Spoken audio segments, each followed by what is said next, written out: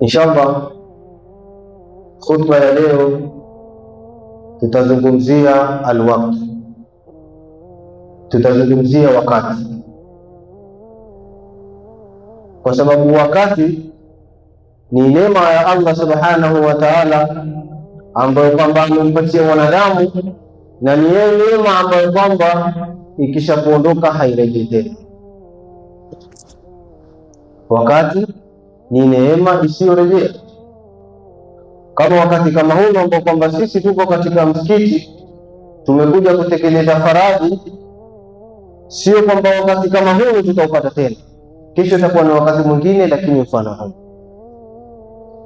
Sasa Allah subhanahu wa ta'ala amewajalia wanadamu neema nyingi, lakini miongoni mwa neema ambazo kwamba ni muhimu kwa mwanadamu ni huu wakati, kwa sababu leo mwanadamu umejaliwa kuwa na wakati, una siha yako, una afya yako, una nguvu zako, basi utumie huu wakati kwa ajili ya kumwabudu Allah subhanahu wa ta'ala. Usitumie huu wakati kwa ajili ya kumwasi Allah subhanahu wa ta'ala, kwa sababu wakati ukisha kuondoka hautarudi tena, kwa sababu Allah subhanahu wa ta'ala akikujalia ukipata wakati, uko na wakati wako, uko hai, una afya yako, una nguvu zako, basi utumie huu wakati kabla wakati haujakutupa, kwa sababu washairi wanakwambia alwaqtu kasayf, wakati ni kama upanga, usipokata basi utakukata wewe. Kukata huu wakati ni kutumia huu wakati kwa ajili ya kumwabudu Allah subhanahu wa ta'ala, na kwa ajili ya kufanya matendo ya kumridhisha Allah subhanahu wa ta'ala. Lakini ukikubali wakati ukukate, ni kushughulika na starehe za dunia na mambo ya dunia, ukajisahau, dunia ikakusawaza, ndio wakati itakuwa umekukata, kwa sababu itafika muda itakuwa unataka wakati urudi nyuma, lakini itakuwa wakati ushapita, hauwezi tena kurudi. Sasa ndio maana nakwambia wakati ni kama upanga, usipokata utakukata wewe. Sasa tunataka tuangalie mwanadamu anafaa utumie vipi wakati, kwa sababu ni neema ambayo kwamba Allah subhanahu wa ta'ala amewaruzuku viumbe wake, na neema kama hii ikisha kuondoka hairudi tena. Allah subhanahu wa ta'ala anasema wal asr, Allah anaapa kwa wakati wa alasiri. Mwanzo Allah subhanahu wa ta'ala ametanguliza kwa wakati, kisha akasema innal insana lafi khusr, akasema hakika ya mwanadamu yupo katika hasara. Na ni kweli wanadamu wapo katika hasara, na hasara yenyewe ni kwa wewe Mwenyezi Mungu subhanahu wa ta'ala amekujalia umepata fursa ya wakati, una siha yako, una nguvu zako, lakini ikawa ule wakati unautumia kwa mambo mengine. Ikawa Allah subhanahu wa ta'ala amekujalia wewe uko na nguvu zako, bado hujazeeka, bado hujakuwa mgonjwa, una afya yako, lakini ikawa wakati ule ambao kwamba Allah subhanahu wa ta'ala amekujalia ikawa unautumia vibaya. Na ndio maana Allah subhanahu wa ta'ala akasema innal insana lafi khusr, hakika ya mwanadamu yuko katika hasara, kwa sababu Allah subhanahu wa ta'ala ametupa fursa ya sisi kuwa na nguvu na siha na akili zetu, na tuna wakati mwingi ambao kwamba tunafaa tutumikie kwa ajili ya Allah subhanahu wa ta'ala. Lakini angalia mwanadamu alipopotea, ama angalia mwanadamu alivyojisahau, wakati mwingi anaupoteza kwa starehe za kidunia, wakati mwingi anaupoteza kwa mambo ya kidunia, wakati mwingi anaupoteza kwa shughuli za kidunia. Lakini mtu hako tayari kupoteza muda wake ama kuutumia muda wake kwa ajili ya Allah subhanahu wa ta'ala, kwa sababu mtu uko tayari akeshe katika skrini, amalize muda wake, amalize masaa kwa ajili ya kuangalia kioo, lakini mtu hako tayari kumaliza muda wake hata kama ni dakika 10 kwa ajili ya Allah subhanahu wa ta'ala. Kwa sababu leo tunaona mtu uko tayari muda wake aumalize katika simu ama aumalize katika kioo, lakini hako tayari kumaliza muda wake kwa ajili ya Allah subhanahu wa ta'ala. kama tunavyojua kuna hiyo mipira ambayo inaendelea World Cup. Sasa mtu uko tayari masaa yote awe katika kioo anaangalia ile program ya mipira ambayo inaendelea, na ikifika tamu ya swala mtu hapo tayari aache mpira uendelee aende akaswali, kwa sababu ona atakosa ule mpangilio na atakosa kujua nani alifunga nani alifungwa. Na hao ndio kwamba pia wataacha kile kioo wakimbilia msikitini, pia wakifika msikitini wanaswali kama wamefukuzwa. Mtu anaenda kuswali anadona kama kuku anabuduka mchana, piga salamu hiyo wakimbilia kurudi katika skrini ama wakimbilia katika simu. Sasa tumekuwa sisi tutumia muda wetu mwingi kwa ajili ya mambo ya kidunia na tunapoteza muda mwingi pasipokwenda kumwabudu Allah subhanahu wa ta'ala, kwa sababu tunaona mifano iko mingi. Wewe angalia mtu tu leo akiswali akipiga salamu tu, salamu ya kwanza ya pili ashatoa simu anaangalia nani amenipigia, nani amenitumia message, lakini hukumbuka kwamba nimemaliza kuswali hata mwanzo nimshukuru Allah subhanahu wa ta'ala na nilete takbiri na tahlili na tasbih. Lakini yote sisi tunasahau ni kuwa huu wakati sisi ambao kwamba Allah subhanahu wa ta'ala ametupa tunautumia vibaya, na ndio maana Allah subhanahu wa ta'ala akasema innal insana lafi khusr, hakika ya wanadamu wapo katika hasara. Je, ambao kwamba hawapo katika hasara ni watu gani? Allah akasema illa alladhina amanu wa amilus salihat, isipokuwa wale ambao kwamba wameamini na wakafanya matendo mema, hao ndio wametoka katika hasara. Lazima mwanzo umwamini Allah subhanahu wa ta'ala, na tunajua nguzo za imani ni ngapi, kwa sababu ukisha kuamini kisha ukafanya matendo mema tayari wewe ushaingia katika laini ya kupata radhi za Allah subhanahu wa ta'ala. Kisha Allah subhanahu wa ta'ala akasema watawasau bilhaqi watawasau bis-sabr. Sasa angalia Imam Shafi anasema lau ma anzala Allah hujjata ala khalqi, lau Allah subhanahu wa ta'ala asingeteremsha hujja kwa viumbe wake illa hadhihi sura, isipokuwa hii sura suratul Asr, la kafatuhum, basi ingewatosheleza wao. Na sio kwamba Imam Shafi anamaanisha kwamba Qur'ani yote haifai isipokuwa ni hii sura, bali anachomaanisha yeye kutuonyesha ni kuwa sura hii imebeba misingi yote ya mafanikio ya mwanadamu. Hii sura imebeba misingi yote ya mafanikio ya mwanadamu, kwa sababu lao mwanadamu akaielewa hii sura na akaifanyia kazi hii sura, basi yeye tayari ashakuwa katika mafanikio, ashaingia katika mafanikio ya kupata radhi za Allah subhanahu wa ta'ala. Kwa sababu hii sura kuna misingi minne ambayo kwamba ni muhimu. Msingi wa kwanza ni imani, kuamini. Ndio pale Allah subhanahu wa ta'ala akasema illa alladhina amanu, lazima mwanzo uwe na imani. Ukisha kuwa na imani, kuamini, tayari ushaingia katika msingi wa kwanza kuelekea katika mafanikio. Msingi wa pili wa amilu salihat, na kufanya matendo mema. Lakini angalia sisi leo tumeingia katika msingi wa kwanza, lakini msingi wa pili ni matatizo. Mtu anaamini lakini kufanya matendo mema ndio mtihani. Takuwa mtu ni Muislamu, ameamini kwamba Allah ni mmoja na Muhammad ni mtume wake, ameamini kuna kiyama, ameamini kuna kadari ya kheri na shari, lakini kufanya matendo mema ndio matatizo. Sasa Allah subhanahu wa ta'ala ametujalia sisi fursa ya kuwa na neema nyingi ambazo kwamba Allah ametupa sisi. Ametupa neema za pumzi, neema za uhai, neema za afya, ametupa neema ya wakati, lakini neema hizi zinataka zitumike katika njia ya kumridhisha Allah subhanahu wa ta'ala. Ndio Mtume sallallahu alaihi wasallam katika kutuonyesha na kutufundisha na kutukumbusha sisi wanadamu kwamba tunaghafilika na kujisahau, Mtume sallallahu alaihi wasallam anasema ni'matani ma'bunu fihima kathirun minan nas. Anasema ni'matani, neema mbili, ma'bunu fihima kathirun minan nas, wanadamu wengi wameghafilika, wamehurika na hizi neema mbili.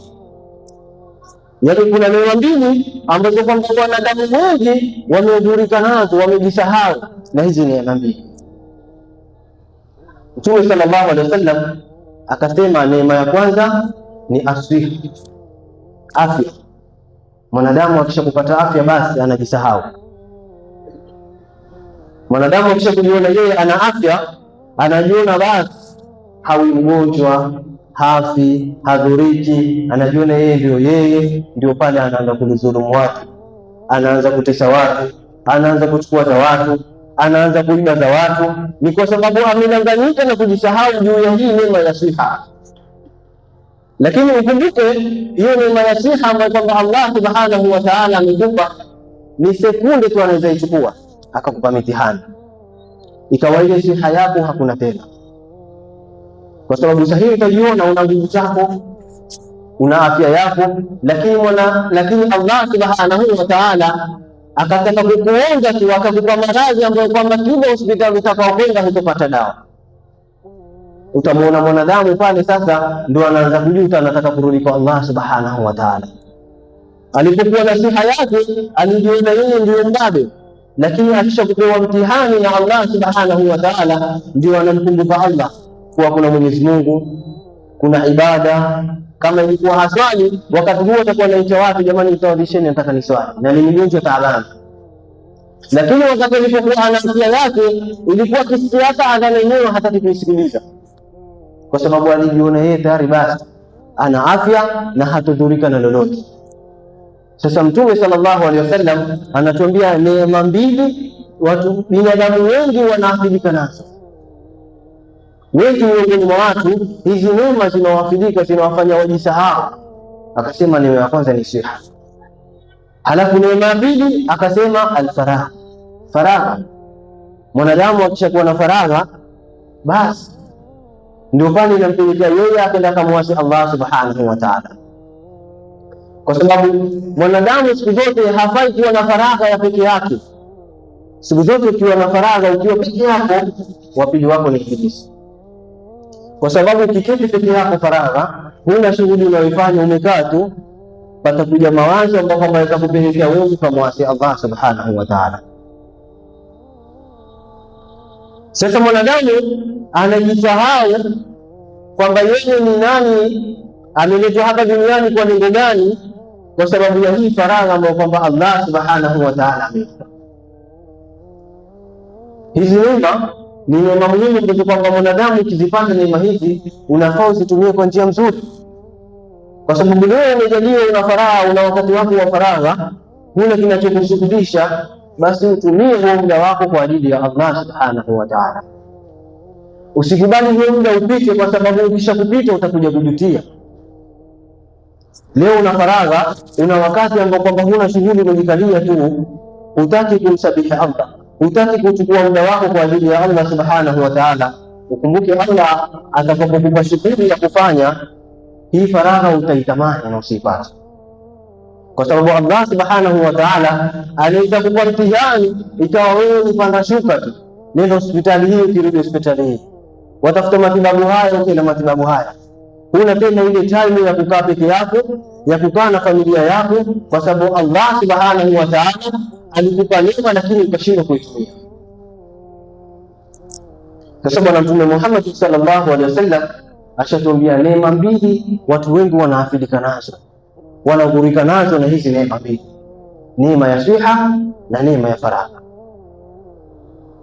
Sasa sisi Allah subhanahu wa ta'ala ametuumba na kutuleta duniani. Lengo la kuletwa duniani ni sisi kumwabudu yeye Allah subhanahu wa ta'ala, na miongoni mwa zile neema ambazo kwamba Allah subhanahu wa ta'ala ametujalia nazo, basi ni huu wakati tuutumie vizuri.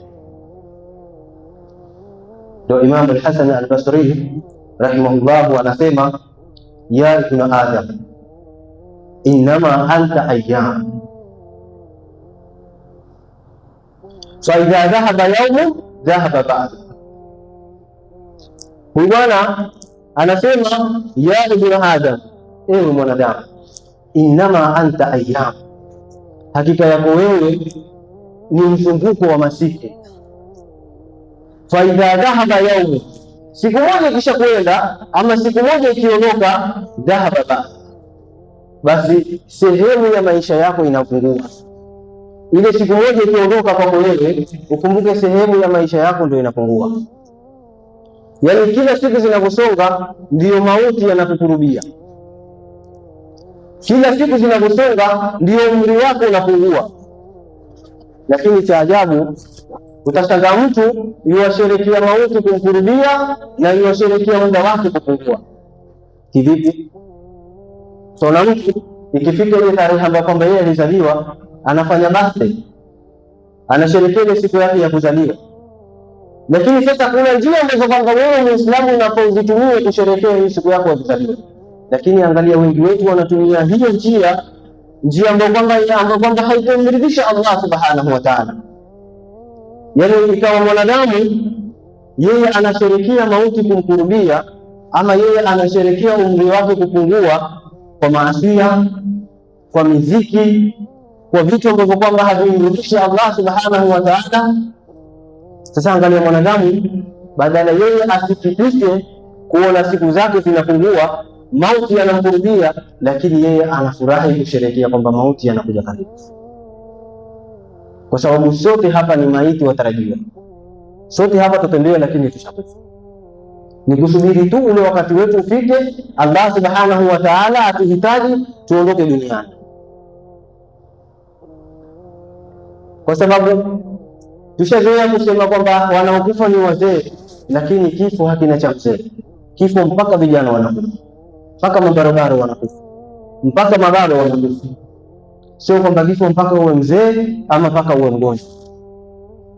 Kifo hata ukiwa ni kijana utakufa, ukiwa ni barobaro utakufa, ukiwa ni baba utakufa, madamu wakati wake umefika utaondoka duniani. Lakini sasa sisi wanadamu tumejisahau, hatujui kwamba kila siku inavyokwenda basi umri wetu unapungua na kifo kinazidi kutukurubia.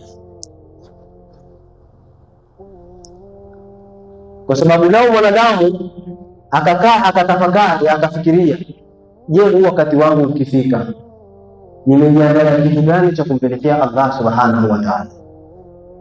Kwa sababu lazima kila mwanadamu akae na kutafakari na kujiuliza, mimi leo sasa hivi malakul mauti akanijia hapa akataka roho yangu, nimeandaa kitu gani cha kumpelekea Allah subhanahu wa ta'ala? Kwa sababu tusichukulie hiki kifo ni kitu kwamba cha kawaida tu, bwana mtu fulani amekufa na ule atakufa. Ile siku ama ule wakati ambao kwamba unakuja kutolewa roho si wakati mwepesi, ni wakati mzito sana. Angalia Mtume sallallahu alaihi wasallam anasema, hakika ya haya mauti ni uchungu. Huyo ni Habibullah, huyo ni Rasulullah. Anasema hakika ya haya mauti ni uchungu, na huyu ni mtume wa Mwenyezi Mungu, ni kipenzi cha Mwenyezi Mungu, lakini anasema mauti ni uchungu. Je, mimi na wewe ambao kwamba wakati wetu mwingi tunaopoteza kwa mambo ya dunia? Je, mimi na wewe ambao kwamba hatujijui kwamba ibada zetu ama hizi amali zetu Allah anazitakabali, au haya matendo yetu tunayofanya Allah anaridhika nayo? Mauti yatakuwaje?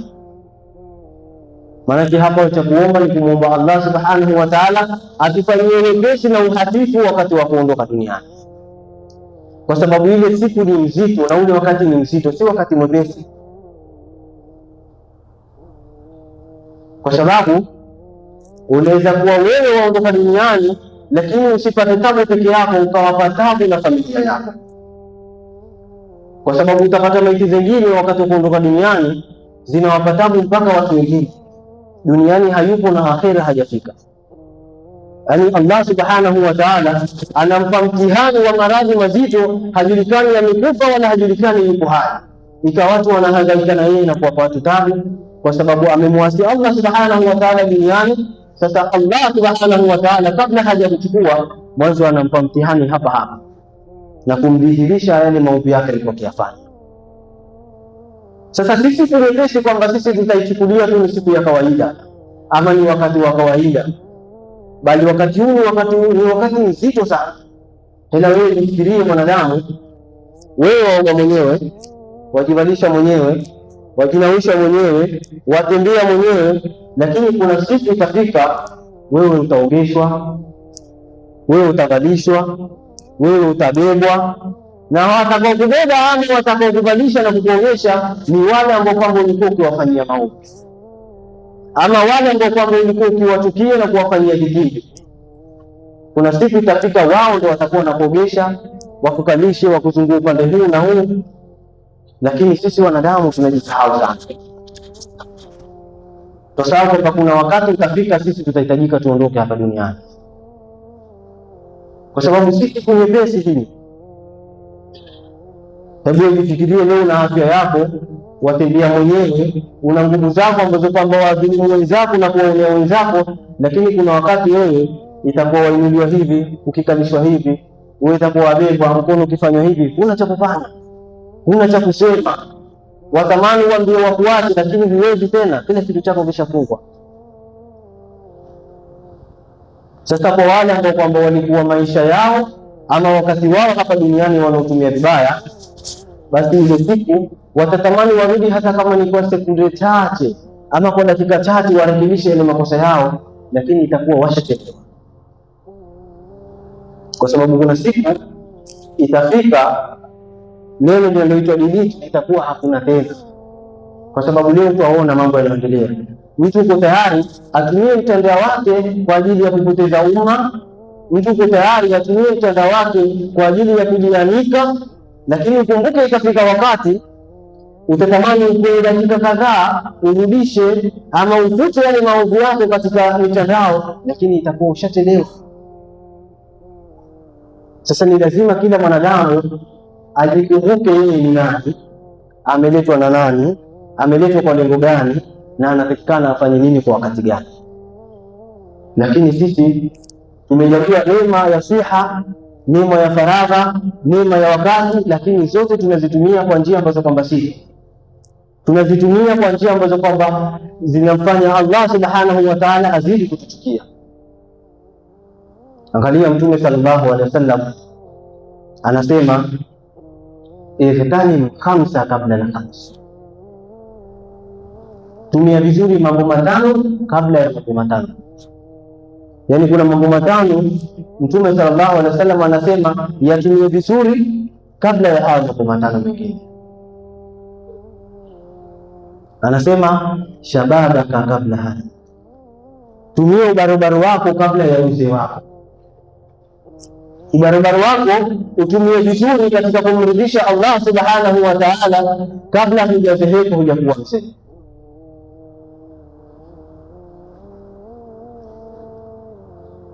Lakini umekuwa sisi ubarobaro wetu tunakuwa tunautumia kwa njia ambazo kwamba sizo, na Mtume sallallahu alaihi wasallam ashasema utumie ubarobaro wako kabla ya kufika uzee wako. Wasihataka kabla saka, na utumie afya yako kabla ya kuwa mgonjwa. Leo na afya yako, basi afya yako utumie kwa ajili ya Allah subhanahu wa ta'ala kabla hujakuwa mgonjwa. Usiyokuwa umetumia afya yako kwa njia mbaya mpaka muda umefika umekuwa mgonjwa, unatamani urudi tena, lakini wakati utakuwa umeshaishi. Kisha Mtume sallallahu alaihi wasallam akasema wa ghinaka kabla fakr, na tumia utajiri wako kabla ya ufukara. Kisha Mtume akasema tena na utumia faragha yako, wakati wako wa faragha kabla hujapata shughuli. Wa hayataka kabla mautika, na utumie uhai wako kabla ya mauti. Hapo uko hai, bado uko uhai, unautumia uhai wako kwa njia ya kumridhisha Allah subhanahu wa ta'ala kabla Allah subhanahu wa ta'ala haja kuhitaji. Kwa sababu itafika muda mwanadamu atakuja kusema natamani barabara urudi siku moja, faakhbirhu bima faala al-shayh, ili upate kupa habari kwa barabara kwa uliofanya hiyo mzee wako. Yani ushakuwa mzee unatamani barabara urudi, itakuwa ushachelewa, hakuna tena.